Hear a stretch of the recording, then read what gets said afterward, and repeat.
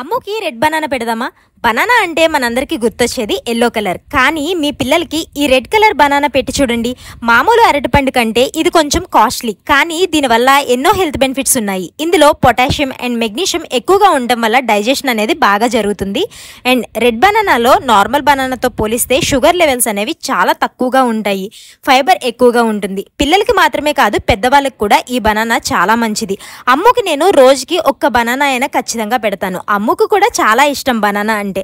అమ్ముకి నేను బనానాతో పాటు వేరే ఫ్రూట్స్ కూడా పెడుతున్నాను. అవేంటి అన్నది వచ్చే వీడియోస్లో షేర్ చేస్తాను.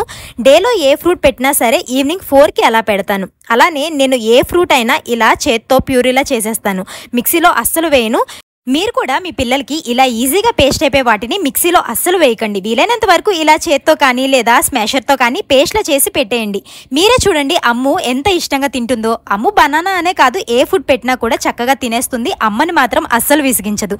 తిన్న తర్వాత వాటర్ కొంచెం తాగిస్తాను. ఇలా ఫుడ్తో పాటు వాటర్ని ఇవ్వడం వల్ల కూడా వాళ్ళు తిన్న ఫుడ్ అనేది తొందరగా అరుగుతుంది. ఇరుగు దిష్టి, పొరుగు దిష్టి, ఇంట్లో వాళ్ళ దిష్టి, ఈదిలో వాళ్ళ దిష్టి, ఊర్లో వాళ్ళందరి దిష్టి పోవాలి నా బంగారు తల్లికి. లాస్ట్లో ఇలా దిష్టి కూడా తీసేస్తాను. మీరు చూస్తున్నారని కాదు, నేను అమ్ముకి ఏ ఫుడ్ పెట్టినా సరే ఇంట్లో ఉన్నా కూడా నేను ఇలాగే దిష్టి తీస్తాను. తప్పుగా మాత్రం అస్సలు అనుకోకండి. మరి నా ఈ వీడియో నచ్చినా, మరిన్ని వీడియోస్ కావాలి అనిపించినా మన ఛానల్ని వెంటనే సబ్స్క్రైబ్ చేసుకోండి. అండ్ సపోర్ట్ చేయడం మాత్రం అస్సలు మర్చిపోమాకండి. Thank you.